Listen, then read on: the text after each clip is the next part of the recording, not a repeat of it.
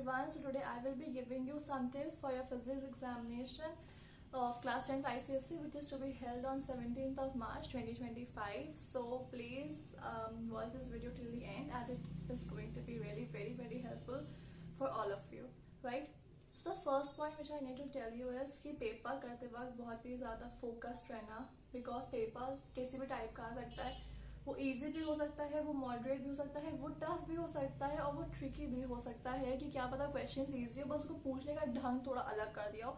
जैसे हमारे 2024 के पेपर में किया था कि paper was sort of okay but only the question asking style was a little different from the PYQs which we practice. तो लेकिन इतना कोई इसमें वाली बात नहीं थी. तो पेपर करते वक्त बहुत ही फोकस्ड होना and be confident of what ever you did.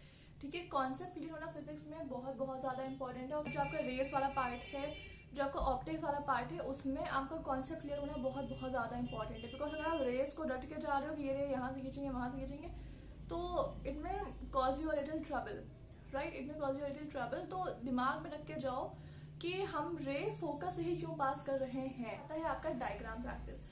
Diagram practice बहुत ज्यादा इंपॉर्टेंट है. आपके ऑप्टिक्स से जितने भी रे डायग्राम्स है सब बहुत ज्यादा इंपॉर्टेंट है.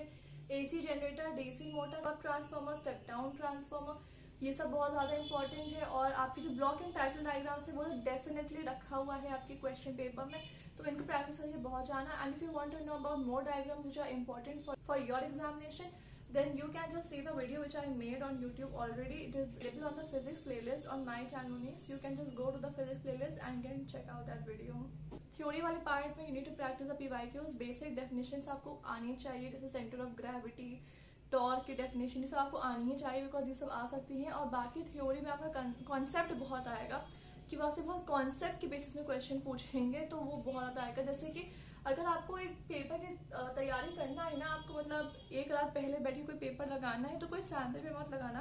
बस हमारा 2024 का पेपर लगा लेना और 2022 के दोनों मतलब जो सेमेस्टर वाइज पेपर हुए थे आई गेस, उनको लगा लेना. स्टैंडर्ड पेपर है, बिल्कुल हो जाएगा इतने में. इस बार मैं ये नहीं कह सकती हूँ कि पूरा PYQs पे ही रिलाई करके चले जाओ, बिकॉज PYQs से आई गेस उतना नहीं आया था हमारे पिछले साल में.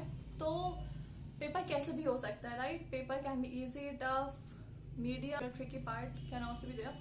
तो इसके लिए कॉम्पिटेंसी बेस्ड क्वेश्चन भी आपको प्रैक्टिस करनी चाहिए. और काफी सारे यूट्यूबर्स हैं जो वीडियोस बना रहे होंगे, लाइव स्ट्रीमिंग करेंगे, तो उनकी वीडियोस को आप रेफर कर सकते हैं.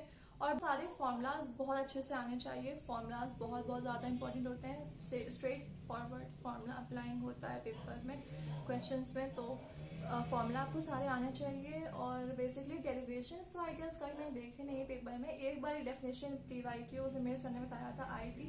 उसके बाद से अभी तक कोई डेरिवेशन आई नहीं है, तो डेरिवेशन का आप स्किप कर सकते हो. न्यूमेरिकल प्रैक्टिस आपकी बहुत स्ट्रांग होनी चाहिए. न्यूमेरिकल्स बहुत सारे आते हैं, तो न्यूमेरिकल्स लिए कैन रेफर PYQs और some sort of other sample question papers कि PYQs आप लगा सकते हो. तो ये सब करना होगा आपको. That's it for today's video. I hope this video was really helpful for all of you. Thank you so much and all the best. Okay, bye bye.